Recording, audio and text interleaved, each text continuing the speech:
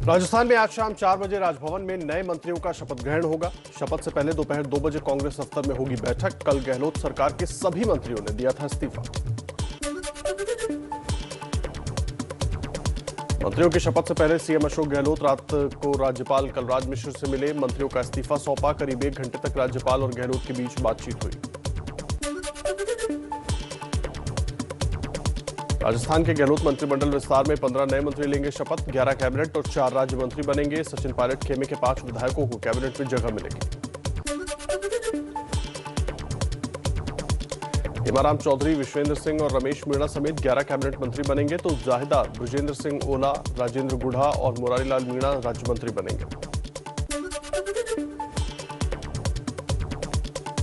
PM Modi के UP दौरे का तीसरा और आखिरी दिन। लखनऊ में ऑल इंडिया डीजीपी कॉन्फ्रेंस में आज लगातार दूसरे दिन शामिल होंगे। कल देश की आंतरिक सुरक्षा समेत कई मुद्दों पर पीएम ने पुलिस अफसरों से चर्चा की।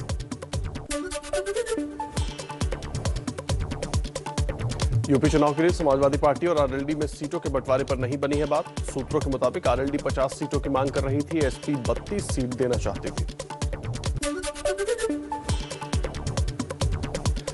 आज फिर उत्तराखंड के दौरे पर होंगे दिल्ली के सीएम अरविंद केजरीवाल। हरिद्वार में रोड शो करेंगे। पार्टी कार्यकर्ताओं और पदाधिकारियों के साथ रणनीतिक बैठक भी करेंगे। गोवा में ममता की पार्टी टीएमसी को मिली ताकत। पूर्व विधायक और गोवा फॉरवर्ड पार्टी के कार्यकारी अध्यक्ष किरण कंदोलकर पत्नी के साथ टीएमसी में शामिल हुए। एबीपी न्यूज सी वोटर का साप्ताहिक सर्वे। 40% वोट के साथ एनडीए सबसे आगे, लेकिन हफ्ते भर में हो रहा है एनडीए को 1% वोट का नुकसान। समाजवादी पार्टी को 1% का फायदा। एबीपी न्यूज सी वोटर के सर्वे में सीएम के लिए योगी यूपी वालों की पहली पसंद। 43% के साथ नंबर 1 पर योगी। अखिलेश 31% लोगों की पसंद। यूपी पुलिस की बिगड़ी छवि का योगी सरकार को हो सकता है नुकसान। एबीपी न्यूज के सर्वे में शामिल 61% लोगों का अनुमान। सर्वे में शामिल 46% लोग योगी सरकार से नाराज। बदलाव के पक्ष में 29% लोग। नाराजगी के बाद भी बदलाव के पक्ष में नहीं। 25% ना तो नाराज और नहीं चाहते हैं बदलाव।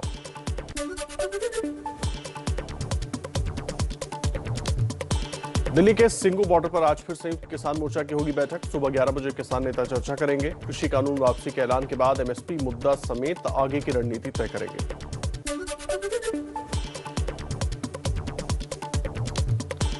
अपनी मांगों पर अड़े किसान नेता दर्शन पाल एबीपी न्यूज से बोले, एमएसपी पर कानून बने, बिजली पर अध्यादेश की वापसी हो, पराली और किसान आंदोलन में दर्ज मुकदमे रद्द हो, मृतक किसानों के परिजनों को मुआवजा मिले।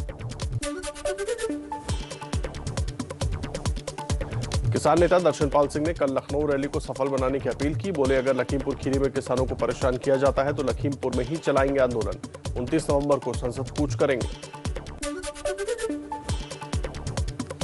संयुक्त किसान मोर्चा के नेता बलवीर सिंह एबीपी न्यूज से बोले, पंजाब के किसान संगठन राजनीति में आने या नहीं आने पर आंदोलन खत्म होने के बाद फैसला लेंगे। कृषि कानून रद्द होने से पंजाब के सियासी समीकरण बदले।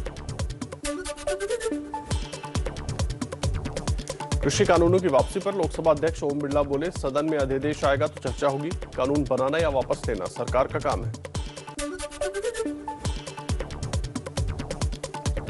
यूपी के बीजेपी सांसद वरुण गांधी ने पीएम मोदी को लिखी चिट्ठी। एमएसपी पर गारंटी कानून बनाने समेत दूसरी मांगों पर भी फौरन फैसला लेने की मांग की। कृषि कानूनों की वापसी पर दिल्ली, मुंबई समेत पूरे देश में कांग्रेस ने किसान विजय दिवस मनाया। विधानसभा सभाएं की, कैंडल मार्च निकाला। कहा, पीएम मोदी पर जनता को अब यकीन नहीं।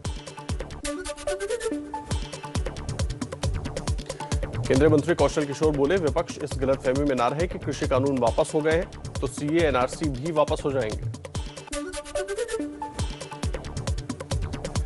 जमीयत उलेमाए हिंद के अध्यक्ष मौलाना अरशद मदनी ने उठाई सीए वापसी की मांग। कहा, कृषि कानूनों की तरह सीए को भी वापस लें। इमाम संगठन बोला, मुसलमानों को डरने की जरूरत नहीं, इस पर राजनीति ना हो।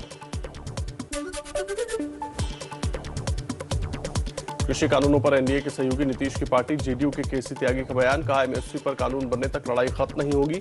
एनडीए से बात नहीं बनी तो यूपी में अकेले लड़ेंगे चुनाव। तेलंगाना के सीएम के चंद्रशेखर राव ने आंदोलन में मारे गए किसानों को 3-3 लाख रुपए मुआवजा देने का ऐलान किया। केंद्र से 25-25 लाख रुपए देने की मांग की। चलिए कुछ और खबरें दिखाते हैं आपको तेज रफ्तार में।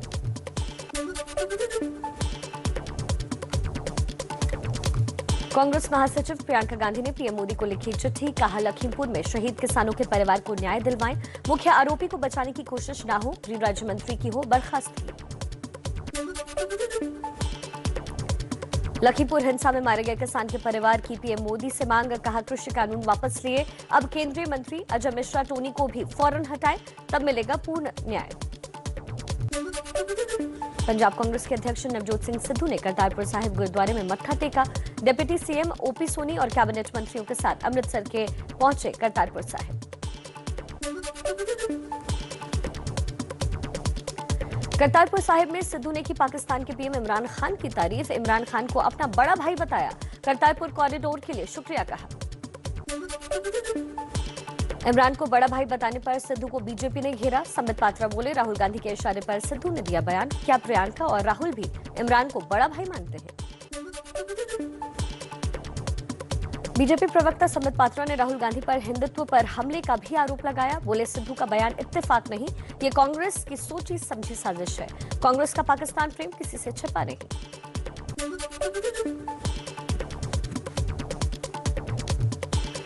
बीजेपी सांसद गौतम गंभीर का भी सिद्धू के इमरान वाले बयान पर निशाना, कहा इससे शर्मनाक बयान नहीं हो सकता। कश्मीर में शहीद जवानों के बारे में सिद्धू ने एक शब्द नहीं बोला। नवजोत सिंह सिद्धू का बीजेपी पर पलटवार, कहा ताली दोनों हाथ से बजती है, मैं बड़े मुद्दों की बात करता हूं, लोग छोटी छोटी बातें पकड़ते हैं, मुद्दों को भटकाने की कोशिश ना हो।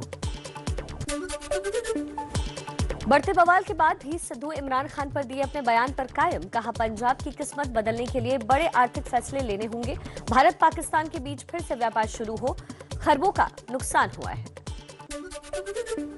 नवजोत सिंह सिद्धू ने करतारपुर कॉरिडोर की तरह हिंदू धार्मिक स्थलों को भी खोलने की मांग की, कहा इमरान खान और पीएम मोदी के पास लोगों की जिंदगी बदलने का मौका है। सिद्धू के बयान का अपनी ही पार्टी में विरोध, कांग्रेस नेता मनीष तिवारी और राशिद अलवी ने आलोचना की, कहा इमरान खान किसी भी भारतीय के भाई नहीं हो सकते। नवजोत सिंह सिद्धू को आम आदमी पार्टी ने भी घेरा। आप विधायक राघव चड्ढा बोले, सिद्धू का पाकिस्तान के लिए प्रेम आंतरिक सुरक्षा के लिए चिंताजनक। पंजाब के सीएम चरणजीत सिंह चन्नी का केंद्र सरकार पर निशाना, बोले मोदी सरकार ने पेट्रोल डीजल को महंगा कर रखा है, हमने घटाए टैक्स, पंजाब की जनता की जो भी मांगे हैं उन्हें पूरा करेंगे। छत्तीसगढ़ में बीजेपी का बघेल सरकार पर हल्ला बोल, पेट्रोल डीजल के दामों से वैट न घटाने पर प्रदर्शन और चक्का जाम किया, कहा जब सब राज्य ने वैट घटाया तो बघेल ने राहत क्यों नहीं दी।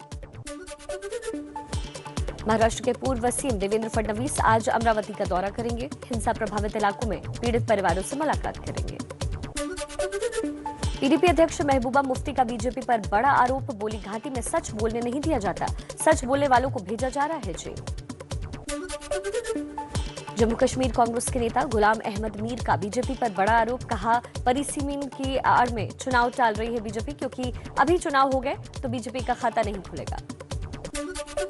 पश्चिम बंगाल की सीएम ममता बनर्जी का कल से 4 दिन का दिल्ली दौरा, सूत्रों के मुताबिक संसद के शीतकालीन सत्र के लिए विपक्ष के साथ मिलकर सरकार को घेरने की रणनीति बनाएंगी।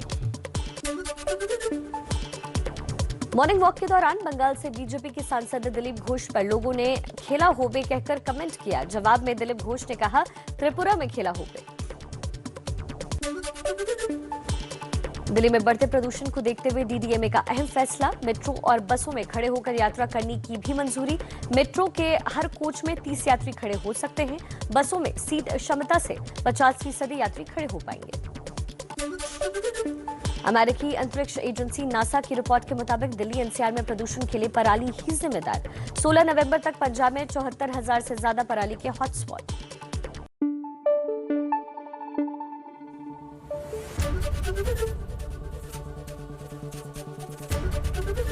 एबीपी न्यूज आपको रखे आगे।